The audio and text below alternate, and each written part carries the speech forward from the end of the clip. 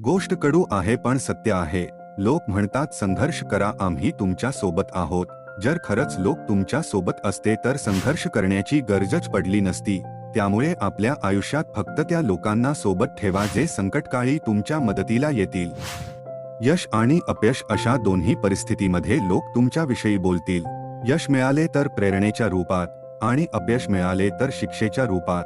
हे वास्तव आहे की जेव्हा तुम्ही यशस्वी व्हाल तेव्हा हेच लोक तुमचे उदाहरण देऊन सांगतील की जर तुला काही बनायचे असेल तर यांच्यासारखे बन. आणि जेव्हा तुम्ही फेल व्हाल तेव्हा हेच लोक बोलतील की मी तर तुला हेच सांगितले होते की हे करू नको. त्यामुळे लोकांच्या गोष्टींना आपल्या मनावर न घेता आपले काम करा आणि पुढे चालत राहा. कुणीतरी खूप चांगली गोष्ट सांगितली आहे की मी तुला सल्ला यामुळे देत नाही की मी खूप समजदार आहे, तर मी सल्ला यामुळे देत आहे की मी आयुष्यात तुझ्यापेक्षा जास्त चुका केल्या आहेत. आयुष्यात प्रत्येक व्यक्तीकडून काहीतरी शिका.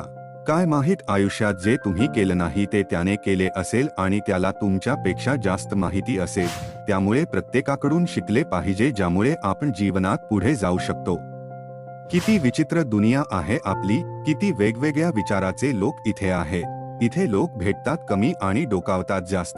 आणि हेच जीवनाचे सत्य आहे.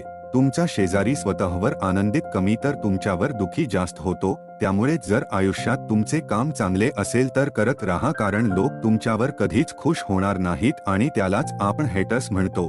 आणि जर तुमच्याकडे हेटर्स असतील तर समजून घ्या की तुम्ही आयुष्यात काहीतरी मोठे करत आहात. जर चांगला विचार करायचा असेल तर सर्वात अगोदर कुणाविषयी वाईट विचार करणे बंद करा.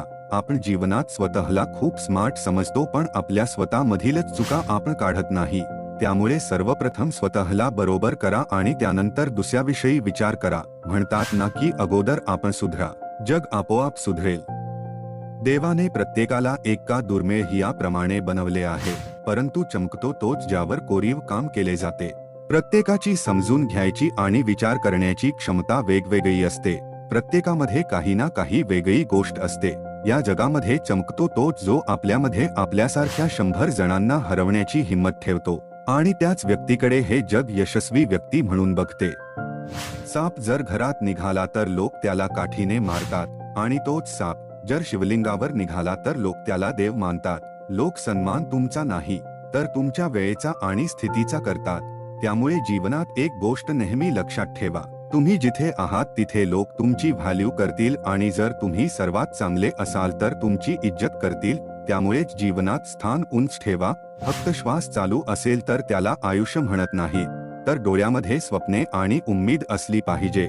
आयुष्य तर सगळेच जगतात पण खरे आयुष्य तेच जगतात जे आपल्या डोळ्यामध्ये काहीतरी स्वप्ने घेऊन जगतात, कारण तेच काहीतरी करत असतात आणि बाकीचे तर फक्त आपला जॉब पूर्ण करतात. त्यामुळेच आयुष्यात एक मोठे ध्येय ठेवा आणि त्याप्रमाणे चालत राहा.